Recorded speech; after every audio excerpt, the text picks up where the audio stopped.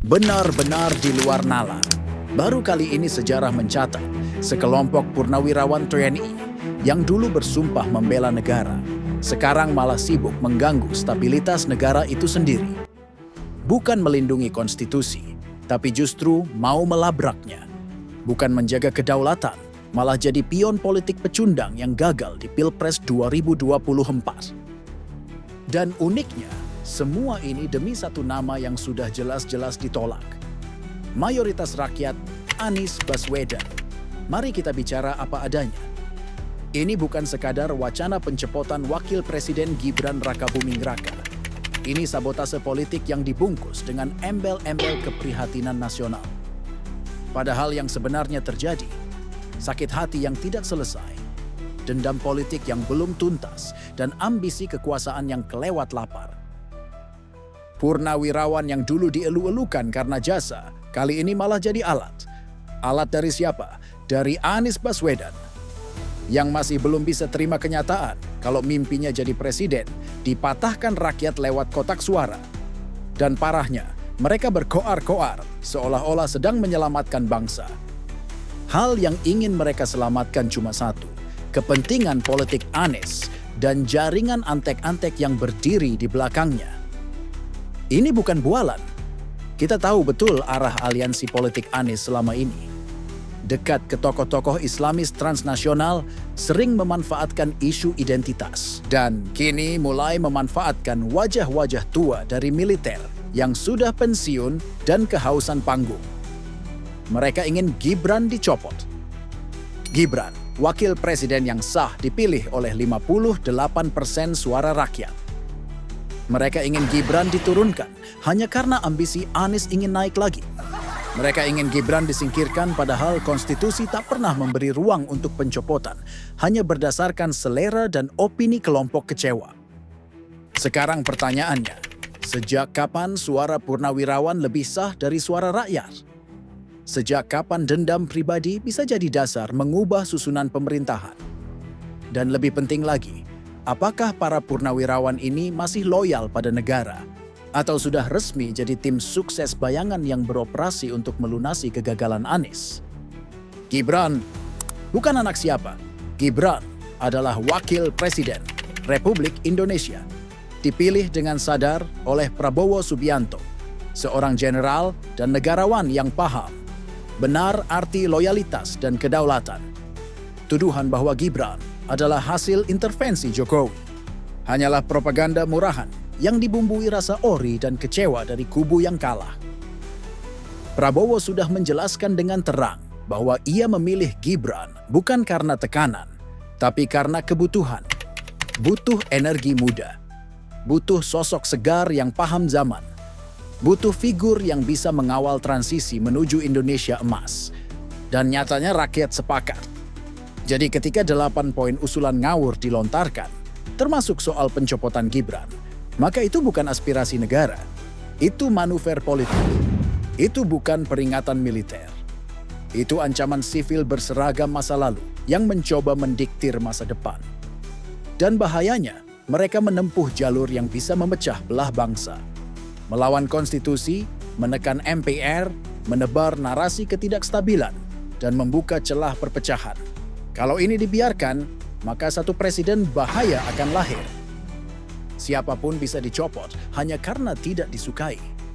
Wakil presiden bisa dijatuhkan hanya karena tidak cocok dengan kepentingan kelompok elit yang haus kuasa. Dan ini jelas-jelas pelanggaran terhadap demokrasi. Sekarang kita harus tegas. Waspadai gerakan terselubung ini. Waspadai para purnawirawan yang haus pengaruh. Waspadai skenario pecundang yang mencoba menang lewat jalur belakang. Gibran adalah wakil presiden. Titik, ia sah. Ia konstitusional. Ia dipilih rakyat. Dan ia akan menyelesaikan tugasnya. Mencoba untuk mengusulkan supaya pemimpin seperti wakil presiden itu dicopot, ini bagian dari fenomena politik biasa. Saya kira jika ada pihak tertentu ataupun kelompok masyarakat tertentu yang mencoba untuk mengusulkan supaya pemimpin seperti wakil presiden itu dicopot, ini bagian dari fenomena politik biasa. Bahkan sebelum pemerintahan saat ini, kalau kita melihat bagaimana para aktivis kelompok pro demokrasi dan mahasiswa ketika mereka melakukan protes dan demonstrasi, justru mereka itu meminta presiden yang saat itu berkuasa itu turun, minta dimakzulkan dan kemudian bisa di-impeachment. Itu tentu sebagai bentuk kekecewaan dan protes politik mereka terhadap penguasa saat itu yang dinilai tidak berpihak kepada kepentingan masyarakat. Kita bisa sering dengar protes-protes itu dilakukan misalnya waktu Jokowi jadi presiden, kemudian waktu SBY jadi presiden, Megawati jadi presiden, Gus Dur jadi presiden, dan bahkan ketika Habibie jadi presiden sekalipun, begitu banyak desakan-desakan. Presiden-presiden saat itu yang sedang berkuasa memang minta untuk turun dan dilengsarkan di tengah jalan. Itu tentu sebagai bentuk ekspresi kemarahan yang mungkin menurut mahasiswa dan kelompok aktivis itu tidak sesuai dengan nafas demokrasi. Begitupun ketika ada fenomena kelompok masyarakat, kelompok tertentu seperti para purnawirawan ini meminta wakil presiden misalnya dicopot. Bagi purnawirawan mungkin proses pencalonan di Pilpres 2024 yang lalu itu tidak sesuai dengan kaedah-kaedah prosedur terkait dengan moral tentu saja. Maka karena terkait dengan putusan Mahkamah Konstitusi soal syarat terkait dengan usia capres dan cawapres per hari ini, ya pastinya akan begitu banyak masyarakat yang mempersoalkan. Ya terbukti ketika kelompok purnawirawan meminta wakil presiden itu dicopot, itu bagian dari bagaimana proses yang terkait dengan putusan Mahkamah Konstitusi beberapa waktu yang lalu itu dianggap tidak benar dan dianggap cacat. Wajar kalau kemudian hal-hal yang semacam ini selalu bermunculan, dan bahkan di kemudian hari bukan tidak mungkin akan bermunculan pihak-pihak yang lain akan menggugat dan terus mewacanakan bagaimana yang terkait dengan putusan Mahkamah Konstitusi terkait dengan calon presiden dan wakil presiden itu dianggap tidak sah dan melanggar kode etik moral. Itu yang pertama.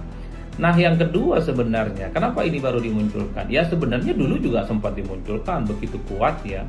Bahkan ada protes, narasi dan petisi-petisi yang kemudian menolak yang terkait dengan putusan Mahkamah Konstitusi terkait dengan syarat calon presiden dan wakil presiden. Jadi bagi saya purnawirawan yang hari ini menggugat soal wakil presiden dicopot sebagai buntut dari putusan Mahkamah Konstitusi, itu protesnya bukan hanya ini saja.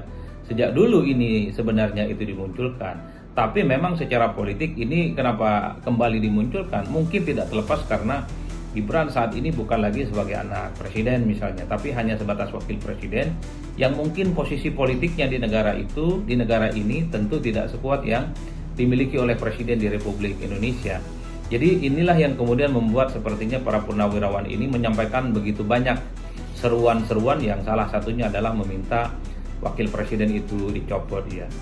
Ini kan sebenarnya narasi politik ekstra parlementer. Tapi yang ketiga bagi saya bukan perkara gampang sebenarnya untuk mengganti posisi wakil presiden ataupun mencopot wakil presiden. Di undang-undang kan disebutkan bahwa presiden ataupun wakil presiden itu bisa diberhentikan, dimakzulkan kalau dianggap melanggar konstitusi, terlibat tindakan korupsi ataupun penyuapan ataupun tindakan-tindakan tercela yang lain. Ini hal-hal yang tidak mudah. Per hari ini kan tidak ada persoalan yang kemudian bisa menjerat wakil presiden Republik Indonesia.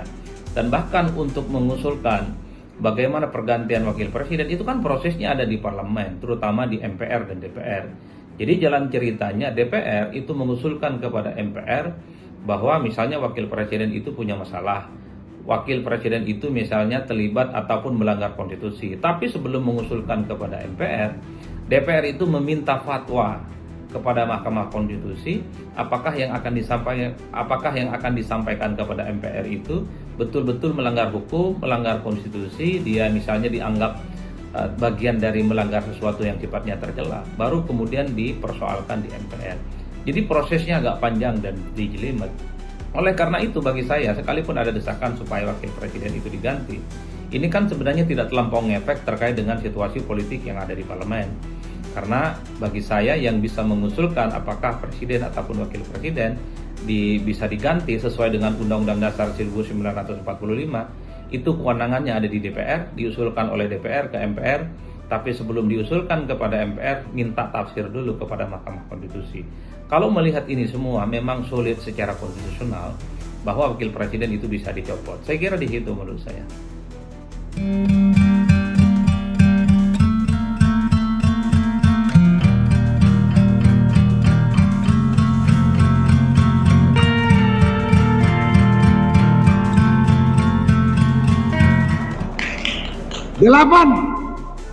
Mengusulkan pergantian wakil presiden kepada MPR.